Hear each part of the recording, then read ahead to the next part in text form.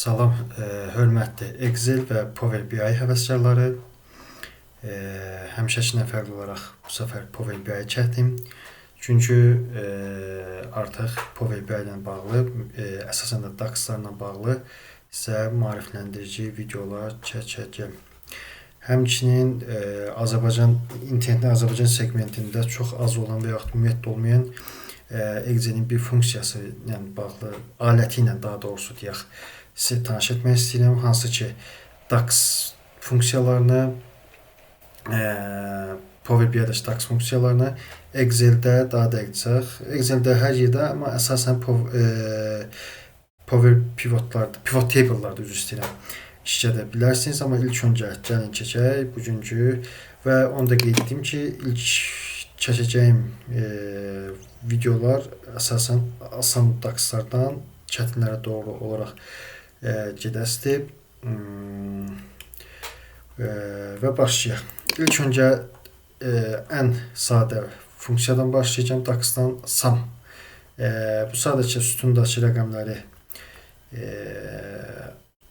A-dan Z-yə cəmləyir və bizə bir merge olaraq çıxardır. İlk öncə sizə bildirim ki, bununla istifadə etmək o qədər də məqsədə uyğun deyil, ən azından tək olaraq.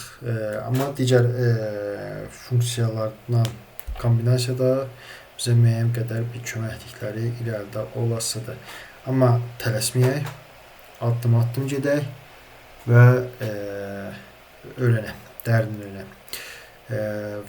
İstifadə edəcəyim dataset Power BI-nin təqdim etdiyi standart datasetdir. Necə olacağını bir daha göstərirəm və ümumiyyətlə digər videolara baxsanız, yəni mənim etdiklərimi təkrarlayaraq öyrənmək istəyirsinizsə, hər şeyini doğru etdiyinizə görə, yəni edib etmədiyinizi yoxlamaq üçün belə bir şey edirik.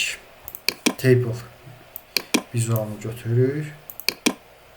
Country və sales. Sizdə də bu rəqəmlər çıxırsa ekranda, bunları etdikdən sonra sadəcə bunları quşlarını qoyuruq. Demək ki, bura qədər hər şeyi doğru etmişsiniz. İndi isə gedək merge'imizə. Yəni bunlar qalsın müqayisə üçün.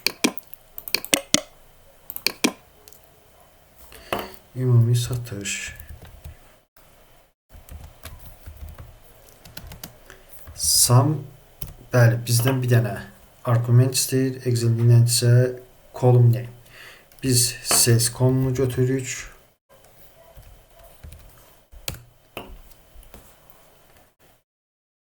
Baxın, measure'ımız əmələ gəldi. Bunu da gətiririk. Sum of sales'in altına yerləşdiririk. Eyni şey oldu. Ümumiyyətlə, yəni sum'ı sırf bunun ötürü işlətmək məsləhət deyil. Çünki modelinizi genişlədir. Yəni, əgər bunu 2 knopkaya ilə bilsinizsə, bu qədər həncamiyə ehtiyac yoxdur. Amma və lakin bunu bilməyiniz irəlidə müəyyən qədər bizim köməyimizi yarayacaq. Videonun əvvəlində dediyim bu qədər. Bu funksiya ilə bağlı elə bir şey yoxdur. İndi isə sizə Excel'də videonun əvvəlində sizə dediyim kimi Azərbaycan dili segmentlərdə az və yaxud ümumiyyətlə rastlaşmayan bir funksiya, Excel'in bir alətini izah edəcəm. Power Pivot. Bəlkə kimsə görüb və yaxud da görməyibdir. Mən səhv etmirəmsə 2020-ci ildə Azərbaycanda bir də tək olaraq Azərbaycanlı bir YouTube kanalında görmüşdüm. O da o qədər də geniş bir video deyildi. Yəni üstdən çəkmişdi. Bunu istifadə etmək, göstərməkdən ötürü ilk öncə bütün cədvəli seçirik və ən əsası dataset seçəndən sonra Ctrl+T knopkalarına basıb bunu cədvəl formasına salın ki, irəlidə əlavələr olanda pivot table onları datasetinə əlavə etsin. Insert pivot table. Bəli, gördüyünüz kimi cədvəlimizi götürübdür. Financials adı cədvəlimiz budur. Və ən əsası budur. Bax, bunu bir quş qoyuruq. Add this data to the data model. Data modeli əlavə elə bu məlumat bazasını deyək. OK vurduq. Gözləyirik. Məndə kompüter açığı gamer kompüter olduğuna görə məndə çox sürətli işləmə, sizdə ləng işləməyi normaldır. Yəni hər ehtimala qarşı mən sizə öz parametrlərini göstərim. Sizdə ləng işləməyi, yəni özünüz, yəni öz notebookunuzu necə deyirlər, gəldi. Yəni məndə i7 12700-dür, 16 GB RAM. Yəni bundan aşağı olanlarda proseslər ləng işləməyə normaldır. Nə edirik indi? Bax, bu da CS əlavə edirik.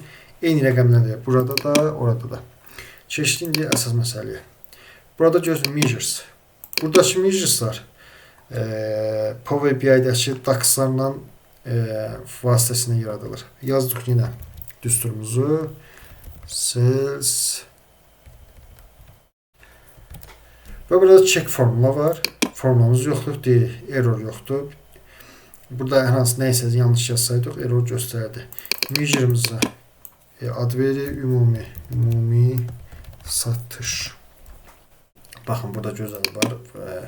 İstədiyiniz şeyi seçirsiniz. Desimalı və s. Yəni vergüldən sonra neçə rəqəm olsun. Qoyduq. Baxın, ümumi satış belə gəldi. Yenə deyirəm, videolar asandan çətinə doğru olacaq. Bu videolar sadə gələ bilər, amma irəliləyən videolar çəkiləcək, yaradılacaq. Videolar daha geniş, daha qəliz olacaq, kompleks olacaq. Hər kəsə uğurlar. Hər hansısa bir sual, irad üçün aşağıda komment bölməsində qeyd edə bilərsiniz. Təşəkkürlər.